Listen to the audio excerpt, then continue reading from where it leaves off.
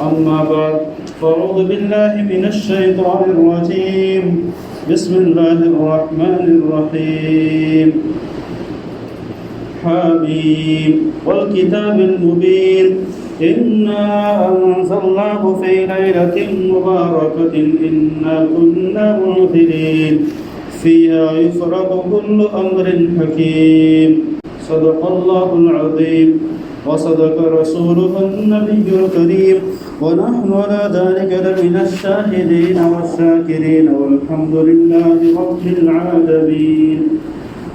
حضرت اسامہ بن زید رضی اللہ تعالیٰ عنہ ایک صحابی ہے. حضور پاک صلی اللہ علیہ وسلم کی روایت بیان فرماتے ہیں. انہوں نے ارشاد فرمایا کہ آپ صلی اللہ علیہ وسلم نے فرمایا کہ شعبان کا مہینہ رجب اور رمضان کے درمیان کا مہینہ ہے. بڑی فضیلت والا مہینہ ہے لیکن لوگ اس کی فضیلت سے غافل ہیں. اور فرمایا کہ یہ وہ مہینہ ہے جس میں انسانوں کے اعمال اللہ تعالیٰ کی طرف لیے جاتے ہیں اور پورے سال کے اعمال جو کرنے والے ہوتے ہیں وہ متعلقہ فرشتوں کو سونپ دیے جاتے ہیں.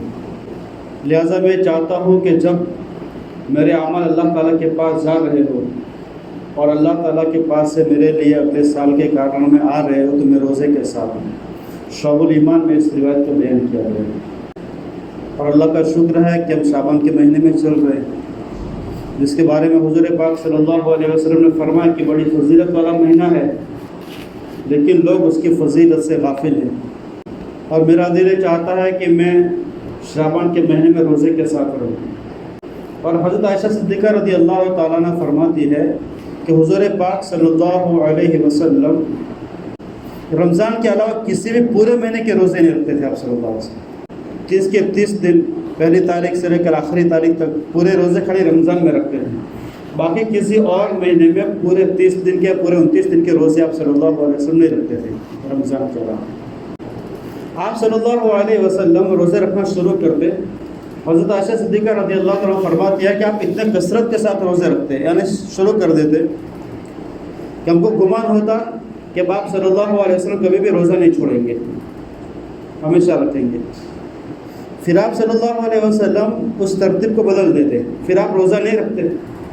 تو فرماتے کہ اب اتنے دن تک اور اتنے کثرت کے ساتھ روزہ نہیں رکھتے کہ ہم کو ایسا ہوتا کہ آپ صلی اللہ علیہ وسلم بغیر روزے کے رہیں گے. اور پھر فرماتی ہے کہ آپ صلی اللہ علیہ وسلم رمضان کے علاوہ کسی اور مہینے کے پورے روزے نہیں رکھتے تھے اور رمضان کے علاوہ سب سے زیادہ روزے شعبان میں رکھتے تھے. تو شعبان کا مہینہ یہ رمضان سے پہلے آتا ہے اور یہ رمضان کی تیاری کا مہینہ ہے. اس کا نام شعبان ہے. شعبان کا مطلب ہوتا ہے, شعب کا معنی ہوتا ہے گھاٹی. ہر پہاڑ سے پہلے گھاٹی ہوتی ہے. تو رمضان نیکیوں کا پہاڑ آ رہا ہے, اچھائیوں کا پہاڑ آ رہا ہے, خیرات کا پہاڑ آ رہا ہے. تو اس سے پہلے اس کی گھاٹی ہے. انسان اس کے اندر بھی کار خیر کرتا رہے.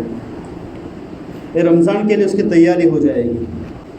اور رمضان بہت ساری نیکیوں کو لے کر آتا ہے, بہت ساری خیرات کو لے کر آتا ہے, بہت ساری اچھائیوں کو لے کر آتا ہے. تو ان اچھائیوں کو انسان ابھی سے شروع کر دے. جیسے آپ صلی اللہ علیہ وسلم سب سے زیادہ روزے رکھتے تھے شعبان کے مہینے میں, تو ہم بھی روزے رکھیں. رمضان کے مہینے میں ایک عمل لوگ کرتے ہیں کہ اپنی زکوٰۃ ادا کرتے ہیں. بہت اچھی بات ہے. اور زکوٰۃ کے بارے میں انسان کو بہت محتاط رہنا چاہیے, بہت احتیاط کے ساتھ زکوٰۃ کو ادا کرنا چاہیے. کیونکہ جو مال بغیر زکوٰۃ کا ہوتا ہے اس کے انسان کے لیے وبال جان بن جاتا ہے. اور جس مال کی زکوٰۃ ادا ہو جاتی ہے وہ مال پاک ہو جاتا ہے اور وہ مال محفوظ ہو جاتا ہے. آسمانی ہلاکتوں سے, زمینی ہلاکتوں سے, لوگوں کی ہلاکتوں سے, ان سے وہ مال محفوظ ہو جاتا ہے. جلنے سے محفوظ ہو جاتا ہے, چوری ہونے سے محفوظ ہو جاتا ہے, تباہ ہونے سے محفوظ ہو جاتا ہے, ڈوبنے سے محفوظ ہو جاتا ہے. بہت ساری آفات سے وہ محفوظ ہو جاتا ہے جس کے زکوٰۃ ادا کر دی جاتی ہے. اور جس مال کی زکوٰۃ ادا نہیں ہوتی ہے وہ مال غیر محفوظ ہو جاتا ہے. اور تو محفوظ ہونا وہ الگ بات ہے, اس کی ایکسٹرا فضیلت ہے. اور زکوٰۃ ادا کرنا یہ اللہ تعالیٰ نے انسان کے اوپر فرض فرمایا ہے. جیسے نماز فرض ہے ویسے زکوٰۃ ادا کرنا بھی فرض ہے. اسلام کی بنیاد 5 چیزوں کے اوپر ہے. تو اس کی بنیاد, اس کا بیس ہے. اگر کسی مکان کو اگر بیس نہیں ہو یا کسی ایک کونے کا اگر اس کی بنیاد نہیں ہو تو اس طرح کی بلڈنگ جو ہے وہ کمزور ہو جائے گی. ایمان کی بنیاد 5 چیزوں کے اوپر ہے. ایک کلمہ لا الہ الا اللہ محمد رسول اللہ, بنی الاسلام والا خمس شہادت اللہ الہ الا اللہ و اشہد ان محمد عبدہ و رسول، اور دوسرا الصلاۃ نماز انسان پڑھے، تیسرا زکوٰۃ ہے، چوتھا روزہ ہے، اور پانچواں حج ہے۔ تو زکوٰۃ ادا کرنا اسلام کی بنیاد میں سے ایک بنیاد ہے۔ تو لوگ اس میں زکوٰۃ ادا کرتے ہیں، تو رمضان شروع ہو گیا، اس کے بعد ہم زکوٰۃ ادا کریں گے، اچھی بات ہے، وہ بھی ادا ہو جائے گی، بلکہ زیادہ فضیلت بھی ہے۔ لیکن انسان کو تیاری میں ایسا کرنا چاہیے کہ جس طریقے سے وہ خود تیاری کرے رمضان کے لیے، تو قریب کے جو مساکین ہیں، محتاج ہے، بیوائے ہیں، یتیم ہے، جو ضرورت مند ہے، مستحق ہے، محتاج ہے، ان کے لیے بھی رمضان کی تیاری شروع ہو جائے، تو اپنی زکوٰۃ کو رمضان سے پہلے ادا کر دے، مساکین تک پیسہ پہنچا دے، بیواؤں تک پیسہ پہنچا دے اپنی زکوٰۃ کا، یا جو کچھ دینا چاہتا ہے اس کو، بہتر تو ہے کہ پیسہ دے دے، اس سے کہ پیسے سے ہر چیز لائی جا سکتی ہے۔ اور اگر کچھ اناج کرانہ پہنچانا چاہتے تو رمضان سے پہلے پہنچا دے، تاکہ اس کی تیاری شروع ہو جائے، ان کو بھی ٹینشن نہیں ہو افطار کیا کریں گے، سحری کیا کریں گے۔ تو بھائی دوستو بزرگوں، زکوٰۃ کو بڑے اہتمام کے ساتھ اپنی جتنی پراپرٹی ہے اور اس کا کیلکولیشن کرنے کے بعد اس کا جو 2.5% بنتا ہے اللہ کے راستے کے اندر خرچ کرنا ہے۔ حضرت عثمان رضی اللہ تعالیٰ عنہ زکوٰۃ کے بارے میں بہت اچھی بات بیان فرماتے تھے۔ حضرت عثمان غنی رضی اللہ تعالیٰ عنہ، اللہ نے بہت مال دیا تھا آپ کو، بے حساب مال تھا آپ کے پاس، تو وہ اللہ کے راستے کے اندر خرچ کرتے تھے۔ ایک صحابی آئے ہمارے نبی صلی اللہ علیہ وسلم کے پاس اور فرمایا کہ اللہ کے رسول صلی اللہ علیہ وسلم، میں فلانے کی لڑکی جو کے ساتھ میں نکاح کرنا چاہتا ہوں، پیغام دینا چاہتا ہوں۔ تو کہا ٹھیک ہے، آپ ان کو پیغام دے دو اور میرا نام لینا کہ مجھے اللہ کے رسول نے بھیجا ہے۔ تو وہ آدمی گئے اور صحابی گھر پہ گئے اور فرمایا کہ آپ کی جو لڑکی ہے ان کے ساتھ میں ان کا ہاتھ مانگتا ہوں۔ انہوں نے ناپسند کیا، لیکن پھر وقت مجھے اللہ کے رسول نے بھیجا ہے، اللہ کے رسول کے نام آیا تو انہوں نے قربان کر دیا اور کہا کہ ٹھیک ہے۔ واپس آئے، ہمارے نبی صلی اللہ علیہ وسلم نے فرمایا آپ شادی کی تیاری کرو، کہا کہ میرے پاس تو کچھ نہیں ہے، کہا کہ جاؤ عثمان غنی کے پاس میرا نام لینا اور اپنا جو نکاح کے لیے جو خرچہ ہے ولیمہ وغیرہ کا، تو اس کے ساتھ ان کا مطالبہ کر لیجئے۔ تو صحابی پہنچے عثمان غنی رضی اللہ تعالیٰ عنہ کے گھر پر، صبح کا وقت تھا یا کوئی وقت تھا، تو عثمان غنی رضی اللہ تعالیٰ عنہ اپنے گھر والوں پر چلا رہے تھے۔ تو ان کے کان میں آواز پہنچی کہ عثمان غنی رضی اللہ تعالیٰ عنہ اپنے گھر والوں کو کہہ رہے کہ تمہیں کیا ہو گیا کہ رات کو تم نے وہ بتی جو اس وقت چراغ جلتا تھا، چراغ کی بتی تم نے زیادہ اوپر رکھ دی، اس کی وجہ سے اس کا جو تیل ہے وہ زیادہ جل گیا، تم نیچے تھوڑی بتی رکھتے تو تھوڑا تیل جلتا اور تیل کے اندر برکت ہوتی، بچ جاتا۔ یہ آدمی گیا تو سوچنے لگا ہے تو گھر والوں کے اوپر بتی کے بارے میں لڑ رہے، کتنا تیل زیادہ گیا ہوگا، یہ مجھے کیا دیں گے۔ دروازہ پہلے نوک کر دیا تھا، پھر سنا تو واپس ہونے لگے۔ عثمان غنی نے جب دروازہ کھولا تو پوچھا بھائی آپ نے دروازہ نوک کیا، پھر جا کیوں رہے؟ تو کہا کہ میں جس کام کے لیے آیا تھا مجھے لگتا ہے کہ میرا کام نہیں ہوگا۔ کہا تمہارا کام تو بتاؤ کیا ہے؟ تو کہا کہ میرا نکاح ہونے والا ہے اور ولیمے وغیرہ کا انتظام میرے پاس نہیں ہے، تو اللہ کے رسول صلی اللہ علیہ وسلم نے مجھے آپ کے پاس بھیجا ہے کہ آپ کے پاس سے میں کچھ مطالبہ کروں، کچھ لے لوں، لیکن میں نے تو سنا کہ آپ تو اپنے گھر والوں کو جو بتی کے بارے میں ڈانٹ رہے ہیں، تو مجھے آپ کیا دیں گے؟ تو عثمان غنی نے فرمایا کہ ایسا نہیں ہے، ایک چابی لے لو، میرا گوڈاؤن وہاں پر ہے اور آپ کو جتنا چاہیے جتنی ضرورت ہے وہ سارا لے لو۔ ہمارا جیسا ہوتا تو سوچتا ٹیمپا لے کے آتا تو بہت اچھا تھا، پورا بھر لیتا اس کے اندر سے، لیکن وہ بھی بہت بااخلاق تھے، ان کو بڑی تعلیم نبی سے ملی تھی، تو انہوں نے کہا کہ مجھے زیادہ کی ضرورت نہیں ہے، خالی مجھے 300 درہم کی ضرورت ہے، آپ مجھے 300 درہم دے دیجیے، تاکہ آپ کو جتنا بھی لینا اتنا لے لو۔ وہ گئے، دروازہ کھولا، گوڈاؤن کو آگے 300 درہم لیے، آپ پہلے پوٹلی ہوا کرتی تھی 100 درہم کی، 50 درہم کی، وہ لے لی اور چلے۔ پھر وہ چابی دینے گئے تو حضرت عثمان رضی اللہ تعالیٰ نے فرمایا کہ دیکھو آپ کو جتنا ضرورت آپ نے لے لیا، مزید ضرورت ہے تو اور لے کے جانا، اور جو تمہارے ذہن میں سوال ہو تو وہ بھی کر لو۔ تو کہا کہ سوال مجھے یہ ہے کہ آپ اپنے گھر والوں پر تو چلا رہے تھے اور مجھے تو آپ نے دل کھول کر دے دیا، پورا گوڈاؤن میرے حوالے کر دے، جتنا بھی لینا اتنا لے لو۔ تو حضرت عثمان رضی اللہ تعالیٰ نے جواب دیا کہ جو میں جلا رہا ہوں میرے گھر کے استعمال کے لیے، اس کا تو مجھے اللہ کو حساب دینا ہے، اور جو میں آپ لوگوں کو دیتا ہوں جو اللہ کے راستے میں لوٹا تھا، اس کا تو مجھے اللہ تعالیٰ کے پاس سے حساب لینا ہے، اور اللہ تو 700 گنا کر کے واپس دینے والا ہے۔ تو ان کے ذہنوں میں تصورات تھے آپ صلی اللہ علیہ وسلم کی تعلیم کے ذریعے سے، اور یہ تو بہت پہلے کی بات ہے۔ ابھی ہم تو قریب میں ویسما گئے تو وہاں پر مولانا متین الحق اسامہ صاحب نے قصہ سنایا تھا کہ ایک مدرسے کے جو سفیر ہوتے ہیں وہ فلانے سیٹ کے پاس گئے کسی نے کہا کہ آپ وہاں پر چلے جاؤ، بہت سارے لوگ ہوتے ہیں تو حوالہ دیتے ہیں کہ آپ فلانے گاؤں میں جائیں گے تو فلانے سیٹ سے ملنا، فلانے بھائی سے ملنا، اللہ نے تو بہت دیا اور دل بھی ساتھ میں دیا ہے۔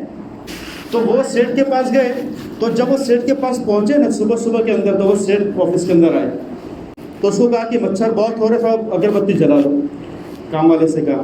تو اس نے ایک ماچس کی تلے جلائی، اس کے اندر اگربتی جلی نہیں، دوسری تلے جلائے تو بڑک گئے اس کے اوپر کہ تجھے شرم آتی ہے، تو ایک اگربتی کے لیے دو تلے جلاتا ہے۔ تو سفیر صاحب کو تو ہو گیا کہ تو کھٹی جگہ پر آ گیا ہوں، دلی کے لیے اتنا حساب کرتا تو مجھے کیا دے گا۔ پھر جب تھوڑا شام کے اوپر ہو کہ بتاؤ کس کام کے لیے، کہ مدرسے سے میں آیا ہوں اور آپ کے پاس مجھے کسی نے بھیجا ہے۔ تو انہوں نے بڑی رقم لکھنے کے لیے بولا کہ بہت بڑی رقم، تو وہ ٹینشن میں آ گئے، ہزاروں کے اعتبار سے رقم لکھا رہے ہیں، تو ان کی قلم چلنے نہیں لگی۔ تو کہا آپ لکھ کیوں نہیں رہے؟ تو پھر وہ لکھ دیا۔ پھر کہا کوئی تذبذب ہے؟ تذبذب تو ہے کہ آپ دلی کے لیے ایک سلی کے لیے آپ چلا رہے تھے اور آپ نے تو اچھی رقم دے دی۔ تو کہا کہ اگر اس طریقے سے پیسوں کو بچائیں گے نہیں تو پھر اللہ کے راستے میں خرچ کیسا کریں گے؟ اتنے سارے مدارس چلتے ہیں، اتنی ساری مسجدیں چلتی ہیں، اتنے سارے مکتب چلتے ہیں، تو ہمارے پیسوں پر تو چلتے ہیں، امت کے پیسوں پر تو چلتا ہے، اگر پیسے بچائیں گے نہیں تو ان میں خرچ کیسے کریں گے؟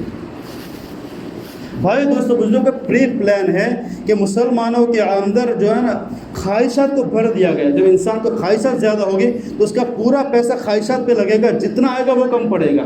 آج ایسا ہی ہوتا ہے، کوئی بیچارہ 2000 5000 کے لیے کسی کے پاس جاتا ہے، بھائی میری مدد، گھر پہ تکلیف ہے، دوائی لینا، یہ لینا ہے، میں آپ کے پاس 5000 کے لیے آیا ہوں۔ موسٹ آف جواب یہ ہوتا ہے کہ ابھی تو کوئی انتظام نہیں ہے ہمارے پاس، لاکھوں کما رہا ہے اور 5000 اس کے پاس نہیں دینے کے لیے، کیونکہ خواہشات اتنی ہے، اتنے خرچے ہیں کہ انسان کے خرچے اپنے کمائی سے پورے نہیں ہو رہے ہیں، اسی کے اندر وہ گھٹ رہا ہے۔ تو انسان اپنا پیسہ خواہش کے پیچھے لگا رہا ہے، جس سے اس کے پاس اللہ کے راستے میں دینے کے لیے وہ نہیں۔ تو بات چلی تھی زکوٰۃ کے اوپر سے، حضرت عثمان رضی اللہ تعالیٰ عنہ زکوٰۃ کے بارے میں بہت اچھی بات بیان کرتے ہیں کہ مال اللہ تعالیٰ دیتا ہے اور پھر اللہ تعالیٰ ہمیں بہت تھوڑا اپنے راستے میں خرچ کرنے کے لیے بولتا ہے۔ زکوٰۃ 40واں حصہ ہے اور 100 میں سے 2.5 روپیہ ہے۔ تو فرمایا کہ مال اللہ تعالیٰ خود دیتا ہے اور پھر سال پورا ہونے پر اللہ تعالیٰ اس میں سے بہت تھوڑا دینے کا حکم کرتا ہے کہ آپ اس میں سے 40واں حصہ دے دو، اور جب ہم 40واں حصہ دے دیتے ہیں تو پھر اللہ تعالیٰ ہمیں اس کے بدلے میں 700 کا وعدہ کرتا ہے کہ میں تم کو 700 کر کے واپس دوں گا۔ اللہ کا مال اللہ کے راستے میں دے دیا، پھر اللہ تعالیٰ 700 کا وعدہ کر کے ہمیں واپس کرتا ہے۔ اور امت مسلمہ کے لیے اللہ تبارک و تعالیٰ نے زکوٰۃ کے اندر آسانی فرما دی۔ بنو اسرائیل میں زکوٰۃ 10% تھی، 100 میں سے 10 روپیہ۔ ہمارے نبی صلی اللہ علیہ وسلم کی برکت سے اس کے اندر آسانی فرما دی کہ ہم 97.5 اپنے پاس رکھ کے اور 2.5 روپے اللہ کے راستے میں دے دیں۔ امت مسلمہ کو چاہیے کہ اپنے زکوٰۃ کو بہت اہتمام کرے، پوری پراپرٹی کو گن لے، اور پراپرٹی کو ہم جو گنتے ہیں نا، چلو بھائی ہم نے لیا تھا اتنے میں، تو اب جو ہم زکوٰۃ نکالیں گے تو اس کی کون سی ویلیو گنیں گے؟ جس میں خریدا تھا وہ ویلیو گنیں گے یا ابھی کا جو مارکیٹ ویلیو ہے گنیں گے؟ تو کہا کہ ابھی کا جو سیلنگ پرائز ہے اس کا وہ گنیں گے۔ ہم نے 5000 روپے تولہ سونا لے لیا ہے، اب 5000 روپے کے حساب سے زکوٰۃ نہیں دیں گے، آج 54-55 روپے ہو گیا ہے تو اس کے حساب سے اس کا زکوٰۃ نکالیں گے۔ ہم نے پراپرٹی لے لیا کوئی بیچنے کے لیے، آج سے 10 سال پہلے 1 لاکھ روپے گھنٹا، اور آج وہ 10 لاکھ روپے گھنٹا ہو گئے، 10 لاکھ کے اعتبار سے زکوٰۃ نکالیں گے۔ جو سیلنگ پرائز ہے، اور زکوٰۃ کے اندر 3 چیزیں جو دی جاتی ہے، ایک تو کیش جو مال ہوتا ہے، روپیہ پیسے جو کیش ہوتا ہے وہ شمار کیا جاتا ہے، اور دوسرا سونا اور چاندی ہوتا ہے وہ شمار کیا جاتا ہے، اور تیسرا جو چیز ہم نے بیچنے کے لیے لی ہے، جیسے دکاندار ہوتے ہیں تو دکان کا جتنا بھی سامان ہے وہ سارا کا سارا اس کو کیلکولیشن میں لیا جائے گا۔ چاہے وہ کرانے کی دکان ہے، اس کے اندر ماچس ہے وہ بھی گننا پڑے گا۔ تو جو دکاندار ہے، جو تجارت کرتے ہیں، ان کے اندر فی الحال کون سا؟ اچھا ہمارے پاس جو ہے نا کوئی تحقیق نہیں ہے کہ ہمارے پاس کب سے مال آنا شروع ہوا ہے، حالانکہ سال پورا ہونے کے بعد ہال پر زکوٰۃ واجب ہوتی ہے، لیکن ہم پہلے غفلت میں بزنس کر رہے ہیں، اب ہمارے پاس کوئی اس کی تاریخ طے نہیں ہے کہ میں نے اس تاریخ کو 10 جنوری کو چالو کیا تھا، 10 جنوری کو میرے کو زکوٰۃ دینا۔ اس لیے اپنا پورے سال میں ایک وقت فکس کر دے کہ مجھے 15 شعبان کو اپنا کیلکولیشن کرنا ہے، یا 1 رمضان کو کیلکولیشن کرنا ہے، 10 رمضان کو کیلکولیشن کرنا ہے۔ اس طریقے سے اپنا وقت فکس کر لے، اور ہر سال پھر اس دن اپنی ملکیت کے جتنے ویلیوشن اس کے اعتبار سے زکوٰۃ کو ادا کرنا ہے۔ اور اہتمام اس کو کہتے ہیں، اور اس کو آپ جو اللہ تعالیٰ کا حکم ہے اس کی مکمل تعمیل اس کو کہا جاتا ہے۔ تو انسان زکوٰۃ کے بارے میں چوری نہ کرے، بلکہ اپنی فکر کے ساتھ اپنے مال کے زکوٰۃ کو ادا کر دے، اللہ تعالیٰ کا حکم ہے۔ اور زکوٰۃ نہیں دینے کے بہت سارے وعید ہے، بہت سارے عذابات ہیں اور بہت سارے اس کے جو ہے نقصانات ہیں۔ تو اللہ تعالیٰ مجھے آپ کو کہنے سننے سے زیادہ عمل کی توفیق نصیب فرمائے۔ باتیں شعبان کے مطابق اور شب برات کے مطابق کرنی تھی۔ شب برات کی ایک فضیلت آپ کو سنا دیتا ہوں کہ شب برات کے بارے میں آپ صلی اللہ علیہ وسلم نے فرمایا کہ شعبان کا مہینہ ایسا، اس کے اندر ایک رات ہے 15ویں لیلۃ النصف من شہر شعبان المکرم، شعبان المکرم کے درمیان کی رات ایسی ہے کہ جو انسان اس کی رات میں عبادت کرتا ہے اور پھر 15ویں دن کا روزہ رکھتا ہے تو اللہ تبارک و تعالیٰ اس کو اتنی نیکیاں دیتے ہیں جتنا کہ بنو کلب کی بکریوں کا ریوڑ کے بال ہیں۔ یعنی بہت زیادہ اس کی تعداد کو بیان کرنے کے آپ نے فرمایا کہ بنو کلب بہت بڑے ریوڑ رکھتے تھے وہ، تو بنو کلب کے جو ریوڑ ہے بکریوں کے اور جو دمبوں کے، تو ان کے اوپر جتنے بال ہیں، اللہ تبارک و تعالیٰ ایسے بندے کو جو شعبان کے درمیان کی رات میں عبادت کرتا ہے اور 15ویں کا روزہ رکھتا ہے تو اللہ تبارک و تعالیٰ اس کو اتنے زیادہ نیکیاں دیتا ہے اور بہت ساری فضائل ہے۔ ہم سب عمل کرنے کی توفیق نصیب فرمائے۔ وآخر دعوانا الحمدللہ رب العالمین۔